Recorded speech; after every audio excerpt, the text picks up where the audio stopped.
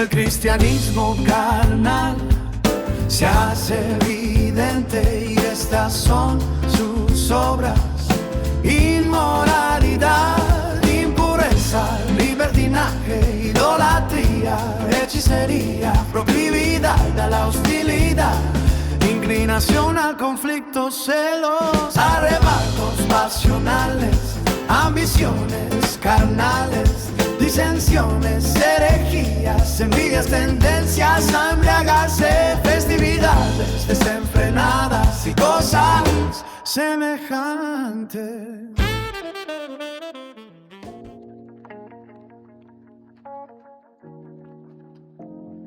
A partir del siguiente video vamos a poner atención a los versículos 19 al 21 de Gálatas 5, donde Pablo expone ante nosotros las intenciones de nuestra carne, los impulsos de nuestra naturaleza carnal, lo que nuestra carne maquina, lo que nuestra carne quiere, lo que la carne produce. Y Pablo dice acerca de ello que eso que la carne busca se manifiesta, se hace evidente, se muestra a los demás. Comenzó siendo un secreto, pero termina siendo de conocimiento de la gente de a nuestro alrededor. Como dijera nuestro Señor en Marcos 4:22, que no hay nada oculto que no haya de ser manifestado, ni escondido que no haya de salir a luz. Las obras de la carne se manifiestan, se hacen evidentes, se exhiben, se dan a conocer, se asoman aunque tú no quieras. Y lo trágico de ello es el descrédito que eso trae al nombre de Cristo. Y ensuciar el testimonio del Señor es muy peligroso, muy peligroso. Los que hacen de eso una práctica, los que tienen en ello un hábito, no entran entre los nombres de quienes heredarán el reino. Por eso debemos entender el pasaje, que va en un solo plato junto al fruto del Espíritu. Lo diseccionamos para su estudio, pero no los dejes separados. Debemos estudiarlos y reflexionarlos uno junto al otro. Y así como le pusimos atención a cada una de las 9 características del fruto del Espíritu, vamos a estudiar lo que la carne quiere, lo que Pablo nos revela de ella en estos 3 versículos en pantalla. Pero antes, regresemos a lo que les mencioné en el video anterior, donde hablé de un Pablo enojado o al menos molesto por lo que los de Galacia estaban dejando entrar en la iglesia de Cristo. Evaskanen, dijo Pablo. No pueden ser así de tontos, dejar de confiar en Cristo y poner su fe en estar circuncidados. Y 2 versículos después leemos que les dice: tan tontos así están, tan torpes así, tan insensatos, tan privados de razón. ¿Qué les pasa? Ustedes corrían bien. Y lo de correr no es una mala traducción. En el original se usa el término de ir a toda velocidad, como los atletas buscando el premio en las competencias. Así iban los de Gálatas, corriendo, avanzando rápido, creciendo bien. ¿Quién fue el que se atravesó? ¿Quién les impidió seguir su ruta? ¿Quién les puso obstáculos? ¿Quién fue el que les alejó de la fe verdadera? Porque esta fe que ahora tienen no es la fe que viene de Cristo. No es la fe auténtica que viene del Señor. Su fe es una fe falsa. ¿Quién es el responsable? ¿Quién les trajo esa onda de confiar en la circuncisión, de poner su confianza en lo que ustedes sangraron, en lo que a ustedes les dolió, en lo que ustedes sufrieron, y al hacerlo quitarla de aquel que dio su sangre por ti, que cargó tu dolor, que sufrió tu castigo? ¿Quién fue el que hizo eso? ¿A quién le llama tanto la atención la circuncisión? Porque aquí le va mi anhelo para ellos. Y aunque aquí comienza con ese término que deberíamos eliminar de todas las traducciones bíblicas en español, porque al margen de cómo se use, es una adaptación fonética del árabe inshallah, quiera Alá, el Dios musulmán, una expresión que llegó al español cuando España fue conquistada por el Islam y luego nos llegó a nosotros cuando España vino a la Nueva España en nuestro territorio. Esa palabra no debe estar en nuestras Biblias. Lo que Pablo dijo fue más crudo, tanto así que los traductores no quisieron ni vertirlo a nuestro idioma de esa manera. Esto aquí significa los que los perturban a ustedes, los que los confunden, los que los desordenan. Y esto aquí no es un ojalá, dice ofelón. En español, Pablo diría yo quiero. No es algo que Pablo anhelaría solamente como una esperanza de que sucediera. Es algo que él quiere hacer suceder. Pero no solo lo espera. Ahí vemos también un kai. Quizás la palabra en griego que ya te sabes, si le has puesto atención a las muchas veces que he mencionado ese término. Corresponde a nuestra conjunción y. Algo que nos permite hilvanar ideas, complementarlas como tengo hambre y calor, tengo madera y acero. Pero les he dicho que en griego kai es de mayor peso que en el español. Así que Pablo no nos está diciendo que él desearía, nos está diciendo que él quiere.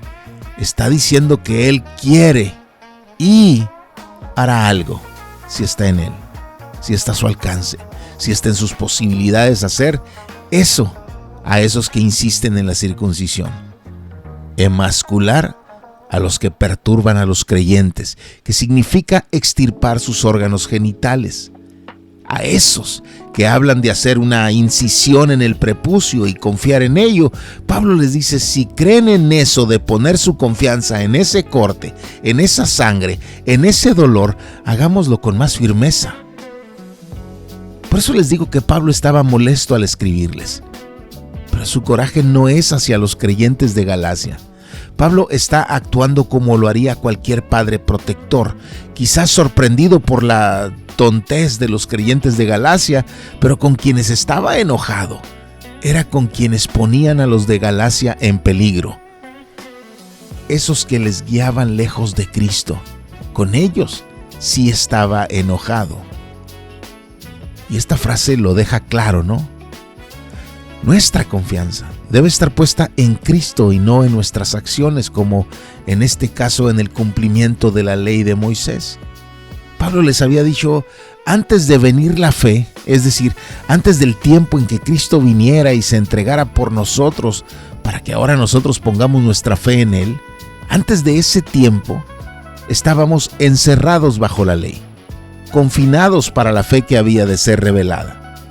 Estábamos obligados a permanecer prisioneros de la ley hasta que Cristo fuese revelado, de manera que la ley ha venido a ser nuestro guía para conducirnos a Cristo.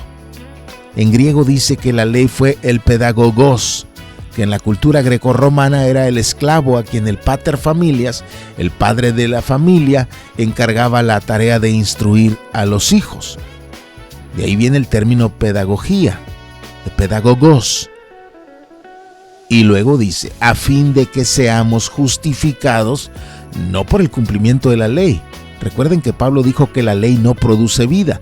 No somos justificados por la ley, sino por la fe en Cristo Jesús. Pero ahora que ha venido la fe, ya no estamos bajo el guía, bajo la tutoría de la ley. Ya no necesitamos las guianzas de la ley para conducirnos a Cristo, para conducirnos a reconciliarnos con Dios. Ahora es Dios mismo quien nos conduce. Por eso leemos, pero si son guiados por el Espíritu, no están bajo la ley.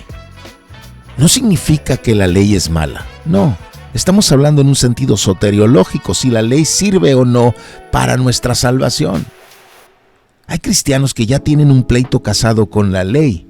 La ley de Moisés se le conoce teológicamente como antinomianismo, pero no puedes tomar, por ejemplo, una de las 10 declaraciones de Éxodo 20 que conocemos como los 10 mandamientos y decir, esto ya no lo debo cumplir porque ya no estoy bajo la ley. Cuando Cristo resume la ley en 2 mandamientos y dice, amarás a Dios con todo tu corazón y a tu prójimo como a ti mismo, no puedes repudiar eso en nombre de repudiar la ley.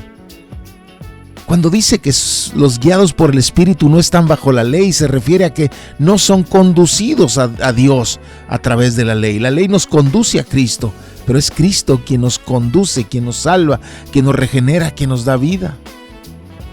Los que están bajo la ley, es decir, aquellos que buscan reconciliarse con Dios a través de ella, ganarse los méritos delante de Dios a través de ella, esos son aquellos a quienes no conduce el Espíritu de Dios, que está siempre presente en aquellos que han sido salvos mediante la fe en Cristo.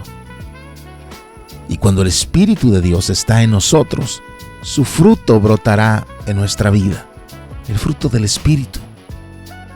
Cuando leemos a Pablo escribir, digo pues, anden por el Espíritu. En griego no dice caminen en el Espíritu, aunque así lo traduzcan algunas versiones. En griego dice caminen por el Espíritu. Si dijera caminen en, significaría que tenemos la responsabilidad de movernos dentro de límites establecidos, pero sería una acción nuestra, de nuestra voluntad, por nuestras fuerzas. Lo que aquí dice es caminen por el Espíritu. Significa que no caminamos por nosotros, por nuestras fuerzas, por nuestras sabidurías, por nuestra experiencia, por nuestros méritos, sino por lo de Dios.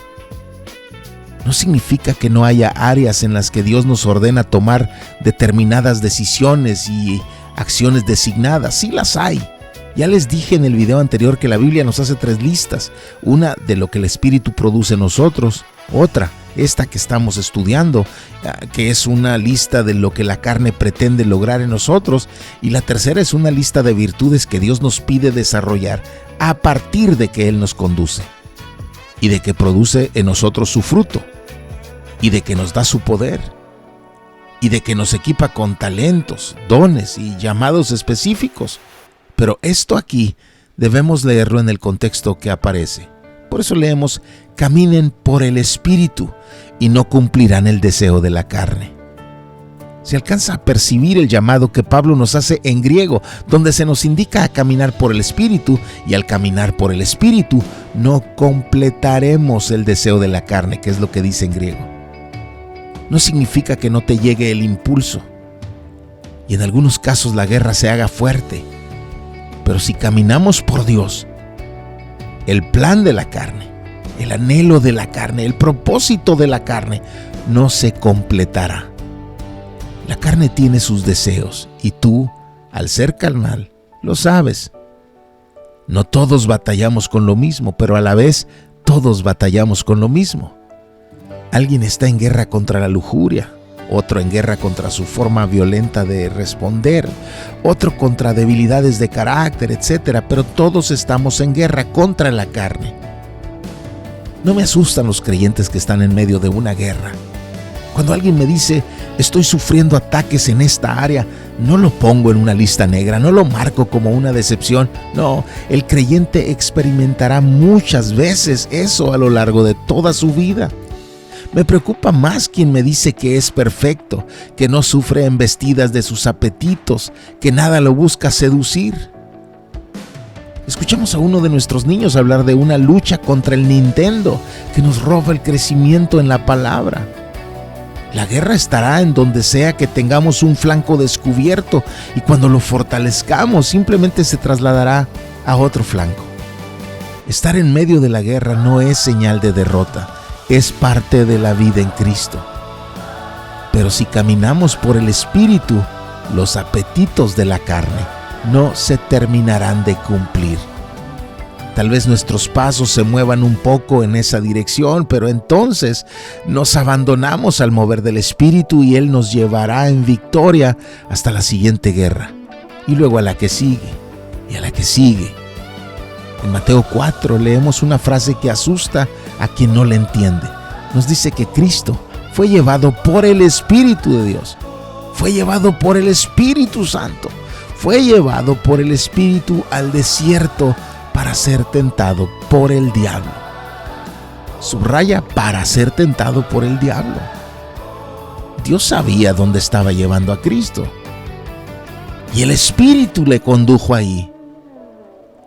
El Espíritu no siempre nos aleja de la zona de guerra. Muchas veces, y quizás la mayoría de veces, nos pone justo en el centro de la guerra y la usa para nuestra formación, para nuestro crecimiento y también para mostrarnos cosas sobre nosotros, áreas vulnerables. Para eso es esta serie, para que podamos aprender a hacer 4 cosas en medio de los intentos de la carne. Que tú puedas reconocer cuando estás frente a una embestida de tu carne, porque a veces las embestidas son obvias, pero comienzan muy sutiles. La serpiente se presentó en el jardín como buscando lo mejor para Adán y Eva. Que tú puedas estar alerta y desarrolles discernimiento para poder enfrentar el problema antes de que se haga un gigante. 2. Que recuerdes arrepentirte. Que desarrolles humildad espiritual y busques el perdón de Dios cuando tus pasiones, cuando tus apetitos, cuando tu carne te seduzca y camines hacia el pecado. Y arrepentirte también significa cambiar de rumbo, el retomar el camino correcto. 3. Que tengas las fuerzas para resistir. Santiago 4 dice: sométanse a Dios, resistan al diablo y huirá de ustedes. La resistencia comienza antes de enfrentar a Satanás. Primero vas ante Dios en humildad y luego resistes al diablo. Y oro para que puedan tomar toda la armadura de Dios para que puedan resistir en el día malo y, habiéndolo hecho todo, estar firmes, como dice Efesios 6. Y además de reconocer, arrepentirte y resistir, que puedas descansar en Dios. Eso significa que sueltes el volante y te abandones a su cuidado. Nos cuesta mucho ceder el control, especialmente si alguien nos ha decepcionado, pero esto no se trata de confiar en el hombre, sino de poner nuestra tranquilidad en aquel que nunca nos fallará. Deja que Él te lleve.